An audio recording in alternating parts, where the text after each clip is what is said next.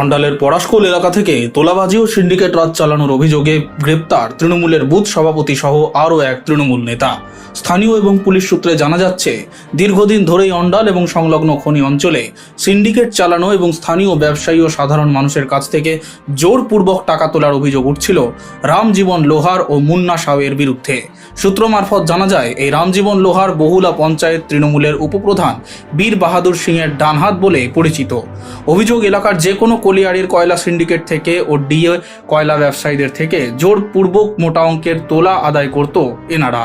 টাকা না দিলে সেখানে কাজ করতে দেওয়া হতো না। কার নির্দেশে এরা এভাবে তোলা আদায় করত তার তদন্ত করছে পুলিশ। দিনের পর দিন এই জুলুমবাজি সহ্য করার পর অবশেষে বেশ কিছু সুনির্দিষ্ট অভিযোগের ভিত্তিতে পুলিশ তৎপর হয় এবং গতকাল রাতে অন্ডাল থানার পুলিশ অভিযান চালিয়ে এই তৃণমূলের বুথ সভাপতি রামজীবন লোহার ও মুন্না সাউকে গ্রেপ্তার করে। অন্ডাল থেকে Debdulal Dutta, street voice digital.